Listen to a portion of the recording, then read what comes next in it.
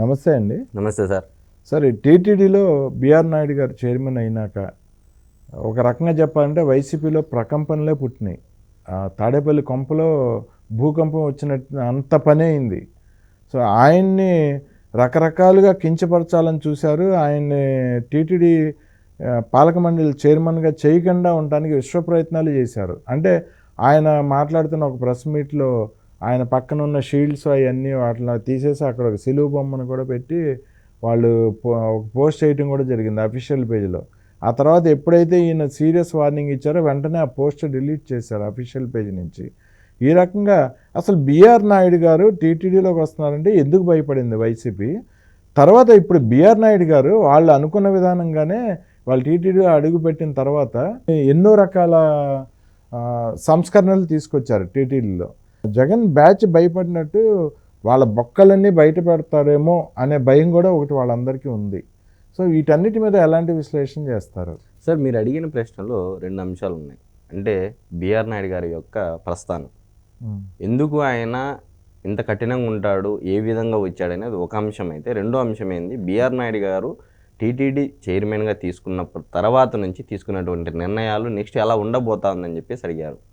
మరి బిఆర్ నాయుడు గారు ఇప్పుడు జగన్మోహన్ రెడ్డి గారు 2004లో వాళ్ళ తండ్రి ముఖ్యమంత్రి అంటే రాజశేఖర రెడ్డి గారు ముఖ్యమంత్రి అయిన తర్వాత ముఖ్యమంత్రి వెళ్ళది ఫ్యామిలీ. బిఆర్ నాయుడు గారి యొక్క కుటుంబ నేపథ్యము ఎప్పుడు సార్? ఉమ్మడి మద్రాసు రాష్ట్రంలో ముఖ్యమంత్రిగా వాళ్ళ తాత ఉండేవాడు. బిఆర్ నాయుడు గారి యొక్క తాత బొల్లినేని మునిస్వామి నాయుడు అని చెప్పేసి ముఖ్యమంత్రి ఎప్పుడు అప్పట్లోనే.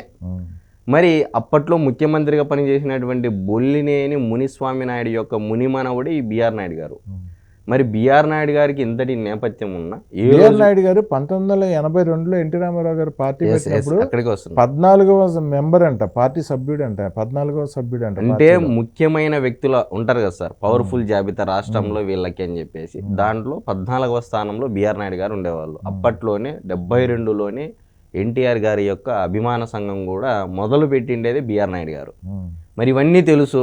బిఆర్ నాయుడు గారి యొక్క వ్యక్తిత్వం తెలిసిన తర్వాత, అతను ఒక విషయం పట్ల ఒక నిర్ణయం తీసుకున్న తర్వాత ఏ విధంగా ముందుకెళ్తాడనేది చంద్రబాబు నాయుడు గారి కంటే జగన్మోహన్ రెడ్డి గారికి బాగా తెలుసు. కాబట్టి బిఆర్ నాయుడు గారిని బాగా టార్గెట్ చేశారు. టార్గెట్ చేసి ఇస్తున్నారు, ఇంకా టీటీడీ చైర్మన్గా ఇస్తున్నారని తెలిసిన రోజు నుంచే డ్రగ్స్ మాఫియా అని వాళ్ళ అబ్బాయి మీద వేయడం కానీ, డ్రగ్స్ ఏదో దందా చేస్తున్నారని చెప్పేసి, అది ఆధారాలు లేకపోయినప్పటికీ చాలా మంది చేత మాట్లాడించడము, సోషల్ మీడియాలో పోస్టులు పెట్టించడము, ఈ విధంగా ట్రోల్ చేశారు. ఒక రకంగా బిఆర్ నాయుడు గారికి అది నెత్తిన పాలు పోసినట్టు అయింది. దానివల్ల ఇప్పుడు తప్పనిసరి పరిస్థితుల్లో టీటీడీ చైర్మన్గా ఇవ్వాల్సిన పరిస్థితి కూడా కూటమి ప్రభుత్వానికి ఏర్పడింది. ఎందుకంటే వేసిన మచ్చను కడుక్కోవాలిగా. ఇప్పుడు వీళ్ళు ఏమంటున్నారు, ఇతను వెంకటేశ్వర స్వామి భక్తుడు కాదు అని చెప్పేసి వైఎస్ఆర్సీపీ పార్టీ నుంచి చాలా అలిగేషన్స్ వచ్చాయి. మరి ఆయన హిందూ ధర్మం పెట్టేసి, హిందూ ధర్మం సంబంధించినటువంటి చాలా కార్యక్రమాలు మాఘమాసంలో శివరాత్రి రోజు అయితేనేమి చాలా ప్రాంతాల్లో ఒక పత్రిక నడిపినటువంటి వ్యక్తి బిఆర్ నాయుడు గారు. ఇది ఆయన ప్రస్థానం సార్. ఆయన సొంతంగా అప్పట్లోనే బెల్ ఉద్యోగ సంస్థ లీడర్లో, అంటే ఈ ఎంప్లాయీస్ లీడర్గా మంచి కీర్తి ప్రతిష్టలు పొందినటువంటి వ్యక్తి బిఆర్ నాయుడు గారు. మరి ఇటువంటి వ్యక్తి అప్పట్లోనే వాళ్ళ తాత ముఖ్యమంత్రి, అప్పట్లోనే వెల్ సెటిల్డ్, అంటే బాగా ఉన్నటువంటి సౌండ్ ఫ్యామిలీ, ఇంకా అవినీతి చేయాల్సిన అవసరం ఏముంటుంది సార్ బిఆర్ నాయుడు గారికి? అతని కోరిక ఏంటి? నాకు చివరగా వెంకటేశ్వర స్వామికి ఆయన సమక్షంలో సేవ చేసుకోవాలని చెప్పేసి కోరిక ఉందని చెప్పేసి అన్నాడు. మరి నిన్న టీటీడీ చైర్మన్గా తీసుకున్న తర్వాత మొదటి సమావేశం, అంటే మొదటి ప్రెస్ మీట్ పెట్టడం జరిగింది. డెసిషన్స్ ఏం డెసిషన్స్ తీసుకున్నారు చూసారా సార్? ఎవరన్నంత డేరింగ్ అండ్ డాషింగ్గా ఒక వెంకటేశ్వర స్వామి యొక్క తిరుమల తిరుపతి దేవస్థానం యొక్క పవిత్రతను కాపాడాలి అంటే ఆ స్థాయిలో నిర్ణయాలు ఉన్నాయి. మరి ఒక్కసారి ఆయన తీసుకున్నటువంటి నిర్ణయాలు మనం చూసుకున్నట్టయితే అన్య మతస్థుల్ని వేరే చోటుకు బదిలీ చేయాలని నిర్ణయం. ఇది హర్షణీయమా కాదా? ఎస్ సార్, వేరే చోటుకి బదిలీ చేయాలి. కడుపు కొట్టకోకుండా ఒకవైపు పవిత్రతను కాపాడుతూనే వాళ్ళ యొక్క ఉద్యోగ భద్రతను కాపాడి వేరే చోటుకు బదిలీ చేశారు. మరి ఎలాంటి నిర్ణయం సార్? అద్భుతం. ఇది కూడా హర్షణీయము. శ్రీనివాస సేతును గరుడ వారధిగా పేరు పునరుద్ధరణ. 2014 నుంచి 2019 మధ్య కాలంలో చంద్రబాబు నాయుడు గారు ఆ యొక్క వారధిని గరుడ వారధిగా నామకరణం చేశారు. మళ్ళీ జగన్మోహన్ రెడ్డి గారు వచ్చిన తర్వాత దాన్ని శ్రీనివాస సేతుగా మార్చారు. మరి ఇప్పుడు దానిని గరుడ వారధిగానే పెట్టడం జరిగింది, దాన్ని పునరుద్ధరించడం. గతంలో దానిని ఇప్పుడు తిరుమలలో రాజకీయాలు మాట్లాడితే కేసులు, ఇది చాలా హర్షణీయం సార్. రోజా రెడ్డి లాంటి వారు కానీ లేకపోతే కొడాలి నాని లాంటి వారు కానీ ఎవరైనా సరే అక్కడికి వచ్చి తిరుమల పవిత్రత యొక్క కాపాడడం కోసం మామూలుగా ఒక సెలబ్రిటీలు వస్తేనో లేకపోతే ఇంకోరు వస్తేనో ఆడ వాళ్ళ కోసం ఒక ప్రెస్ మీట్ పాయింట్ పెట్టడం జరిగింది సార్ తిరుమలలో.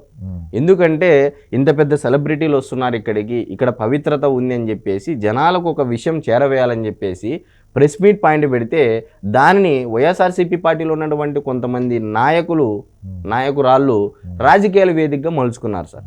సో ఇప్పటి నుంచి ప్రెస్ మీట్ వద్ద రాజకీయాలు మాట్లాడితే ఇమీడియట్గా కేసులు, వాళ్ళకి చెంపపెట్టే సార్, అది గొడ్డలు పెట్టే ఖచ్చితంగా ఖరాఖండిగా కేసులు పెడతామని చెప్పేసి బరాబర్ పెడతామని చెప్పేసి చెప్పడమే అది కూడా హర్షణీయమే, చాలా హర్షణీయము. మరి శ్రీవాణి ట్రస్ట్ను రద్దు చేసి ప్రధాన ట్రస్ట్కి ఆ నిధులు తరలిస్తాము.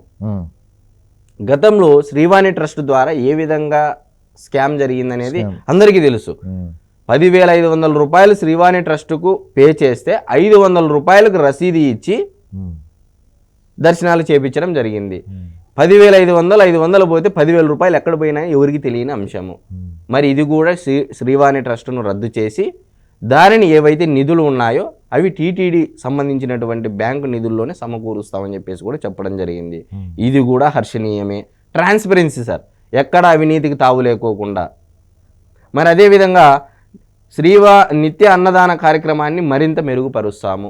అంటే కొత్త ఐటమ్స్, అంటే ఇంతవరకు ఏవైతే ఐటమ్స్ ఉన్నాయో అవి కాకోకుండా క్వాలిటీను ప్లస్ ఇంకా ఐటమ్స్ పెంచాలి తినడానికి అని చెప్పేసి మెరుగుపరుస్తాము. లడ్డూలోని నెయ్యి నాణ్యతను మరింత పెంచాలని నిర్ణయము. గతంలో జగన్మోహన్ రెడ్డి గారి హయాంలో చాలా జరిగాయని చెప్పేసి గుజరాత్ డైరీ కార్డు నుంచి ఏఆర్ డైరీ చేసినటువంటి స్కామ్ అయితేనేమి మొత్తం రిపోర్ట్స్ అన్నీ బయటపడ్డాయి. లడ్డు కల్తీ. నిన్న కూడా చంద్రబాబు నాయుడు గారు ఢిల్లీకి, అంటే గత కొన్ని రోజుల కిందట చంద్రబాబు నాయుడు గారు ఢిల్లీకి వెళ్తే మోడీ గారికి లడ్డు ఇచ్చారంట. లడ్డు ఇస్తే సార్ ఇది కల్తీ లడ్డు కాదు, ఫ్రెష్ లడ్డు నందిని నెయ్యి వాడినటువంటి లడ్డు అని చెప్పేసి అంటే అప్పుడు మోడీ గారు ప్రసాదం స్వీకరించడం జరిగిందంట, వెంకటేశ్వర స్వామి ప్రసాదం. ఆయన కూడా అంత భయపడిపోతున్నారు. మరి ప్రధానమంత్రి మోడీ గారిని కూడా భయపెట్టే స్థాయికి జగన్మోహన్ రెడ్డి గారు, అంటే ఇప్పుడు ఒక రకంగా బీహార్ ఒరిస్సాకు సంబంధించిన ఒక ఎంపీ గొడ్డు మాంసం తినిపించాడు జగన్మోహన్ రెడ్డి అని చెప్పేసి బహిరంగంగా వ్యాఖ్యలు చేశారు ఈ లడ్డు కల్తీ వల్ల. మరి ఎంతటి వ్యాఖ్యలు సార్ అవి. మరి హిందువులంతా ఈరోజు ఎవరైతే సన్నాయి నొక్కులు నొక్కి నేను హిందూవాదిని, నేను హిందూ ధర్మవాదిని, చాలా మంది ముసుగులో తిరుగుతూ ఉంటారు కదా సార్, వాళ్ళంతా ఏమయ్యారో కూడా తెలియని పరిస్థితి. మరి అదేవిధంగా టీటీడీ ఉద్యోగులకు 10% బోనస్ ఇవ్వాలని నిర్ణయం ఎవరన్నా చేశారా సార్? ఇది చెప్పలేదు ఇప్పటివరకు ఎవ్వరు చేయలేదు. 10% బోనస్ ఉద్యోగస్తులకు, అలాగే అవుట్ సోర్సింగ్ ఉద్యోగుల వేతనాలు పెంచాలని నిర్ణయము. ఇది ఒక అద్భుతం. ఇది కూడా ఎంత అద్భుతం సార్. ఎక్కడికి వెళ్ళాలో ఎక్కడికి ఏది చేయాలో అది నిర్ణయాలు తీసుకుంటా జరుగుతూ ఉంది. టూరిజం శాఖ ద్వారా ఇచ్చే టికెట్లను రద్దు చేయాలని నిర్ణయం. ఎందుకంటే గతంలో సార్ ఈ జగన్మోహన్ రెడ్డి గారి పరిపాలన హయాంలో టూరిజం శాఖ ద్వారా ఇచ్చేటువంటి టికెట్ల ద్వారా అవినీతి జరిగింది. ఎక్కువ దర్శనాలు కల్పించి అవినీతి, దాన్ని వేరే మార్గాల ద్వారా అవినీతి చేశారని చెప్పేసి చాలా అలిగేషన్స్ ఉన్నాయి. సో దాని ద్వారా వచ్చే 4,000 టికెట్ల రద్దుకు నిర్ణయము. ఏఐ సహకారంతో సామాన్య భక్తులకు త్వరగా దర్శనం. ఇప్పుడు కూడా సార్, ఇప్పుడు మామూలుగా దసరా బ్రహ్మోత్సవాలు జరిగినప్పుడు దాదాపు 36 గంటలు 40 గంటలు దర్శనానికి పడుతుంది వెంకటేశ్వర స్వామి దర్శనం. తర్వాతి రోజుల్లో కూడా 24 గంటలు 18 గంటలు 20 గంటలు ఎందుకు పడతా ఉంది? ఏఐ సహకారంతో 3 గంటలు 4 గంటల లోపలే దర్శనం కావాలి. ఖచ్చితంగా ఇది నా పరిపాలన కాలంలో చేస్తాను, ఐఏఎం వాళ్ళతో మాట్లాడి దీన్ని ఏఐ సహకారంతో ముందుకు తీసుకెళ్తానని చెప్పి కూడా చెప్పడం జరిగింది సార్. ఇది కూడా చాలా హర్షణీయము. అంటే తిరుమల యొక్క పవిత్రతను, తిరుమల వెంకటేశ్వర స్వామి దర్శించుకునే భక్తులకి ఇది ఒక వరం లాంటిది సార్. 2-3 గంటల్లోనే దర్శనం అంటే ఇది ఒక వరమే. మరి అదేవిధంగా తిరుపతిలోని స్థానికులకు ప్రతి నెల మొదటి మంగళవారం శ్రీవారి దర్శనము. స్థానికులకు ఎంత ఇంపార్టెన్స్ ఇచ్చినట్టు సార్. ఎందుకంటే తిరుపతి యొక్క పవిత్రతను కాపాడాలంటే వారి యొక్క సహకారం కూడా మనకు అందరికీ కావాలి. ఆ ప్లేస్కి వెళ్ళాలన్నా, అక్కడికి చేయాలన్నా స్థానికుల యొక్క సహకారం లేనిది ఏది కాదు. కాదు. మరియు ఆ స్థానికులకు కూడా గుర్తింపు ఇస్తూ ప్రతి నెల మొదటి మంగళవారం స్థానికులకు దర్శనము. ఎంతటి మంచి నిర్ణయం సార్ ఇది. అవును. శారదాపీఠం లీజు రద్దు చేసి స్థలం స్వాధీనం చేసుకుంటాం. తెలిసిండేదే. ఈయనకు 5,000 స్క్వేర్ ఫీట్ స్థలం ఇస్తే 25,000 స్క్వేర్ ఫీట్ ఆక్రమించేసి అక్రమంగా చేపట్టారు. అక్రమంగా స్థలాలు కేటాయించుకున్నారు. వైజాగ్లో ఉన్నటువంటి స్థలాన్ని రద్దు చేసుకుని వెనక్కి తీసుకున్నారు. ఇప్పుడు తిరుమలలో కట్టే కట్టడాలు కూడా ప్రభుత్వం స్వాధీనం చేసేసుకుంది. మొత్తం లీజులకి అన్ని క్యాన్సిల్ చేసేసుకొని రద్దు చేసేసుకుంది. ఇది కూడా ఎంత యొక్క ఆస్తి కాపాడినట్టు సార్ ప్రభుత్వం యొక్క ఆస్తిని. మరి అలాగే ముంతాజ్ హోటల్ సంస్థకు గత ప్రభుత్వం ఇచ్చిన భూముల లీజు రద్దు. ఈ ముంతాజ్ హోటల్కి సంబంధించి గత నెల కిందటి రోజు కూడా ఒక వార్త హల్చల్ చేసింది. ఏదో కల్తీ జరుగుతుంది, ఏదో మద్య మాంసాలు సప్లై చేస్తున్నారని చెప్పేసి ఏదో రావడం జరిగింది. దానికి లీజు రద్దు. స్పా సెంటర్స్, స్విమ్మింగ్ పూల్, మద్యం మాంస విక్రయాలు కూడా చేస్తారని. అవును సార్, దానివల్లనే దాన్ని లీజు రద్దు చేయడం జరిగింది. ప్రసాదాల తయారీ పోటుకు మరమ్మతులు చేయాలని నిర్ణయము. ఎన్ని నిర్ణయాలు సార్. ఒక మొదటి ఇచ్చిన నెల లోపలే ఒక మంచి నిర్ణయాలు. ఉద్యోగస్తులకైతేనేమి, తిరుమల పవిత్రం కాపాడడానికి అన్య మతస్థుల యొక్క ఎవరైతే ఉన్నారో వాళ్ళని వేరే చోటుకి బదిలీ చేయాలని కానీ, లేకపోతే వీఆర్ఎస్కి పంపించేయాలి కానీ, ఇలాంటి చాలా నిర్ణయాలు తీసుకోవడం వల్ల బిఆర్ నాయుడు గారి మీద ప్రజలు హర్షాది సంతోషం వ్యక్తం చేస్తున్నారనేది. రోజుకి 4,000 స్కామ్ రోజా చేసింది. దాన్ని కూడా ట్రావెల్స్ దర్శనాలను రద్దు చేశారు. అది కూడా చేశారు సార్. ఇంకా రాబోయే రోజుల్లో బిఆర్ నాయుడు గారు తిరుమలలో జరిగినటువంటి అవినీతి, టీడీఆర్, ఈ యొక్క టీటీడీ ఫండ్స్ ఉపయోగించేసి ఎక్కడైతే ప్రాజెక్టులు, ఈ ఇంజనీరింగ్ సంబంధించి, ఇన్ఫ్రాస్ట్రక్చర్ సంబంధించి ఎక్కడైతే అవినీతి జరిగాయో అన్ని బయటికి వెలికి తీస్తామన్నారు.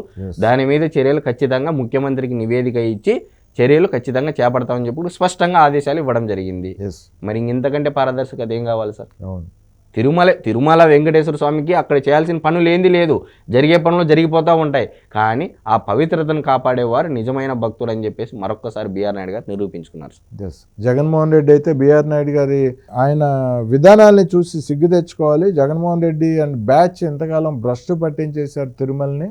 వైవి సుబ్బారెడ్డి కానీ, కరుణాకర్ రెడ్డి కానీ ఏ రోజు కూడా ఇంత పారదర్శక నిర్ణయాలు లేవు.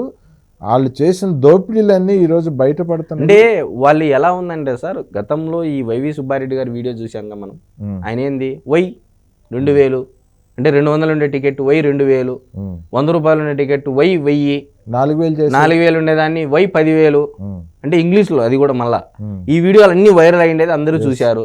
అంటే ప్రజల నుంచి నిత్యము ఏ విధంగా దోచుకోవాలన్న ఆలోచన తప్ప తిరుమల యొక్క పవిత్రతను కాపాడాలి, అక్కడుండి ఏ విధమైనటువంటి నిర్ణయాలు తీసుకుంటే ఇంకా అభివృద్ధి, అంటే ప్రజలకు మనం వెంకటేశ్వర స్వామిని చేరువ చేయొచ్చు అని చెప్పేసి ఆలోచన చేసిన దాఖలాలు అయితే అక్కడ కనపడలేదు. అంటే మొత్తం అన్ని ధరలు పెంచేసి తిరుమలకి అసలు భక్తులే రాకుండా చేయాలనే పెద్ద భారీ కుట్ర అయితే అది తెలిసినదే కదా సార్. ఫస్ట్ పులులు రావడము, ఎవరినో ఒకరిని చంపేసిన తర్వాత కర్రలు ఇవ్వడము, అదొక కాంట్రాక్ట్. దాని ద్వారా కొంత ఆదాయం ఆర్జించారు, అదొక స్కాము. మళ్ళీ మెట్లు అని చెప్పేసి కొన్నాళ్ళు ఏదో కరోనా టైంలో అదని ఇదని చెప్పేసి ఏదో తిరిగాయని చెప్పేసి 3-4 రోజులు వెంకటేశ్వర స్వామి గుడి మూసివేయడము. అంటే చాలా జరిగాయి సార్.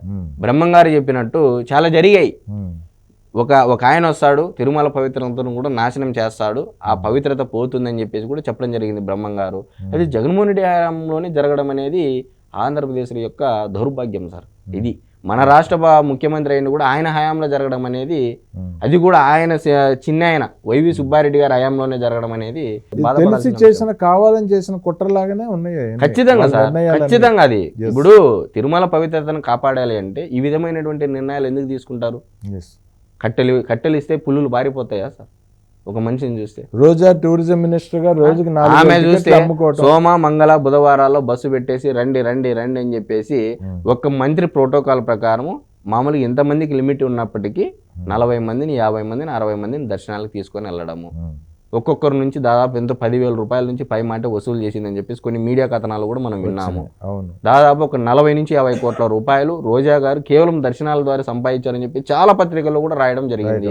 మరి ఇంత అవినీతి జరిగితే అంటే వాళ్ళు వెంకటేశ్వర స్వామిని సంపాదించుకోవడానికి ఒక వేదికగా చేసుకున్నారు, ఏటీఎం లాగా వాడుకున్నారు తప్ప ఎక్కడ ఆ వెంకటేశ్వర స్వామి యొక్క పవిత్రతను కానీ ఆ క్షేత్ర పవిత్రతను కాపాడడానికి ఎటువంటి ఆలోచన చేసిన పరిస్థితి అయితే కనపడలేదు. ఓకే అండి, థ్యాంక్ యూ అండి, నమస్తే.